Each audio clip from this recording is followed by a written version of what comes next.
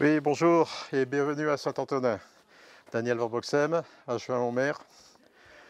Donc je vais vous présenter un peu, disons, le village de Saint-Antonin, qui est situé aux environs de 800 mètres d'altitude, entre la vallée du Var et la vallée de l'Estéron.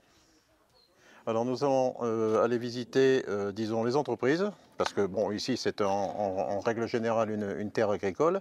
Nous allons donc visiter une fabrique de fromage de chèvre, une fabrique de fromage de lait de vache, hein, et nous allons descendre au Prénas pour voir un élevage de chevaux.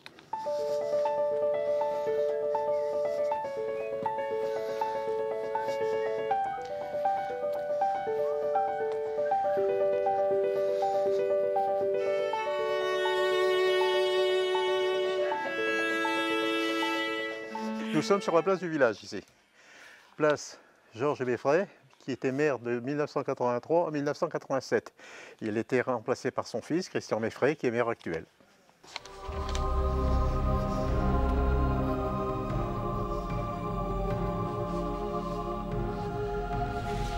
Alors nous voyons ici notre église, qui était, disons, refaite il y a quelques années, vous voyez, avec plusieurs statues, dont une particulière. L'église de Saint-Antonin conserve une statue reliquaire de Saint-Antonin portant une palme, symbole du martyr, c'est celle-là là-bas, vous voyez, et le saint se fête le 2 septembre. Alors vous voyez ici, vous avez les gens de la commune qui participent aussi un peu. Vous avez une personne du village qui a peint ce tableau très réussi.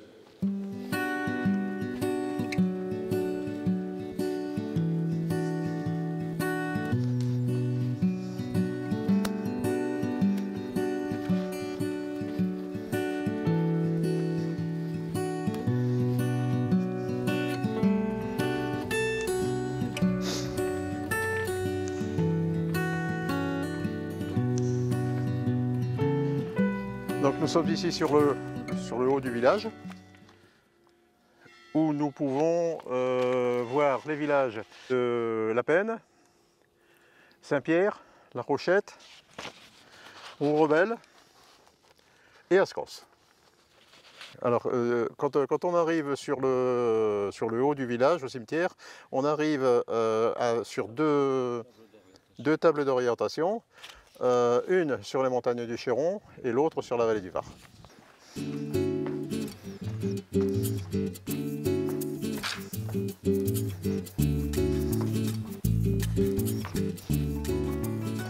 Nous nous situons sur le terrain de la ferme de Isabelle, hein, qui est productrice de fromage de chèvre. Donc je le trai à 7h30 le matin et ensuite je fais monter le lait. Enfin, il monte directement par un lactoduc en fromagerie et après je travaille mon lait. Voilà, jusqu'à 11h le matin. Et avant de traire, je soigne les animaux, je les nourris. Je fais déjà un petit peu de fromagerie, de ménage en fromagerie. Enfin en gros je travaille le matin de 6h, 6h15 jusqu'à 11h, 11h15. Voilà. Donc qu'est-ce que vous produisez ici essentiellement? Fromage de chèvre en format anti-lactique, fabrication lactique. Donc où on peut trouver vos produits? Sur le littoral principalement, sur certains marchés, dans les restaurants, chez certains bouchers et traiteurs. Enfin sur le littoral quoi, hein, de Nice à la Napoule.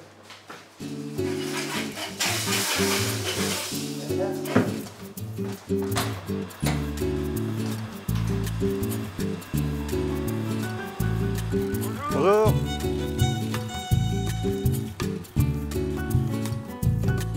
Nous allons rencontrer des personnes du village qui vont vous expliquer un peu, disons, le fonctionnement et l'historique. Je t'ai vu. Bonjour. Ça va, Ça va bien. Et vous? Très bien, très bien. Bien, bien. Là, c'est celle-là. C'est Jocelyne. Oh, Et là, c'est moi avec Henriette Mignon, le papa de la maison avec les escaliers et le bassin, tu vois. Alors là, il y avait le On bassin. ne voit pas trop Il bien. fait toujours dessus. Vous êtes né ici? Oui, et j'ai fait l'école primaire ici, j'étais au collège à Pusigny, après j'ai été à l'école d'apprentissage de couture à Grasse, après j'ai travaillé à Nice. C'était comment la vie avant ici? Moi, je n'aimais pas.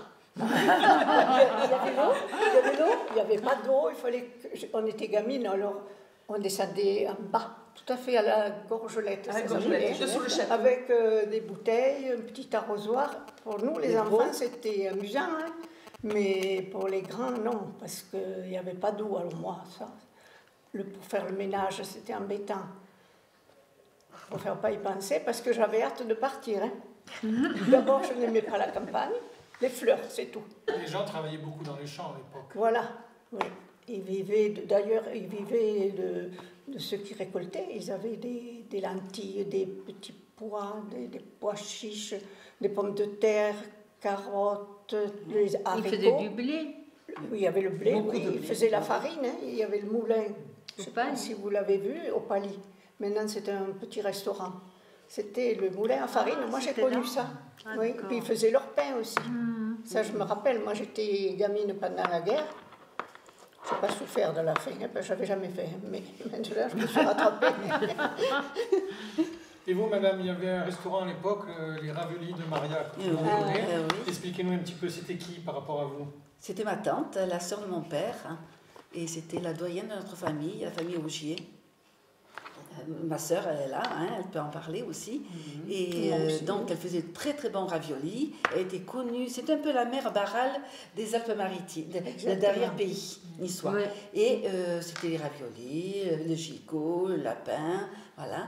Et il y avait les vraies merdes de camp, pas les gnocchis verts, les merdes de camp. Les merdes de camp, voilà. Parce que maintenant, on met tout à la même... les gnocchis verts, c'est bon aussi, mais enfin, c'est pas la même chose. Voilà.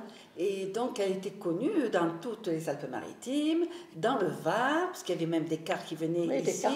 Et elle est passée sur une revue Méditerranée, donc avec photos et tout. Je l'ai la revue. J'ai même vu ça réclame sur Air France. Alors, quand j'ai pris l'avion, j'ai feuilleté les livres d'Air France, les raviolis de chez Maria.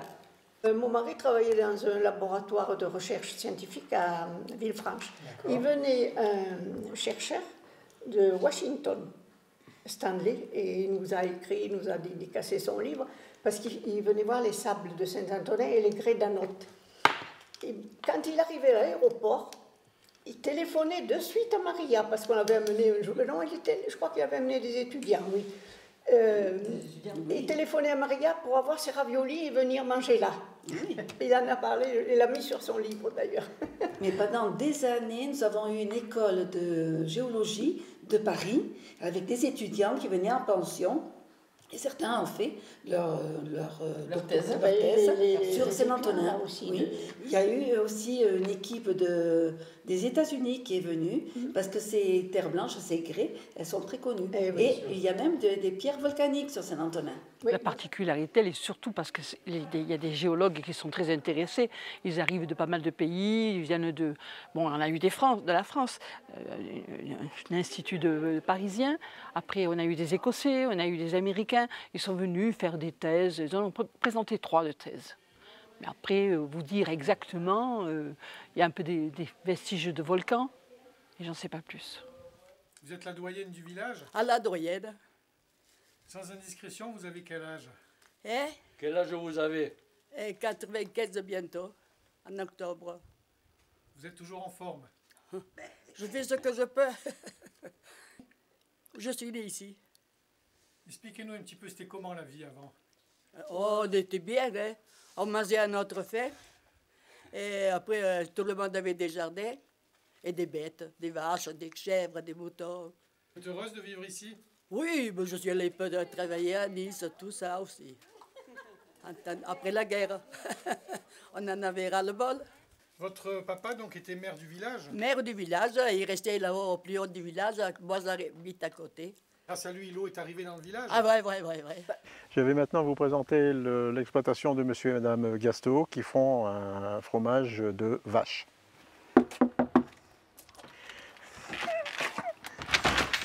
Il est où Marcel? Ça va? Ça va. Allez. Ça va, oui. Ça va. Didier vous a prévenu? Oui. Je vais faire le fromage.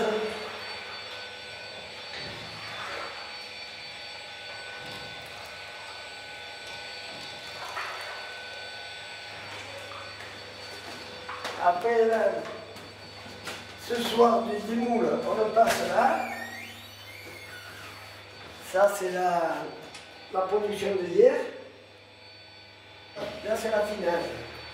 Là, on les tourne, on les essuie et tous les 2 jours, on les change de phase. Ça dure combien de temps l'affinage? Ben, il faut compter au moins. Les petits enfants.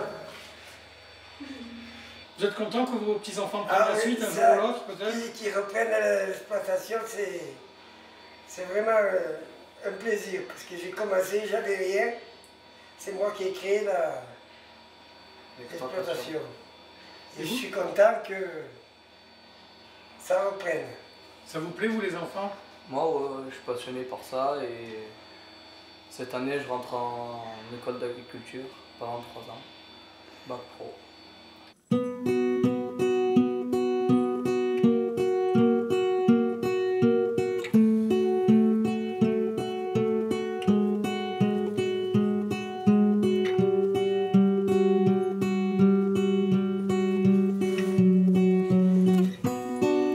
Alors ici nous nous trouvons devant l'exploitation de monsieur et madame Gustalona qui font élevage de chevaux et pension.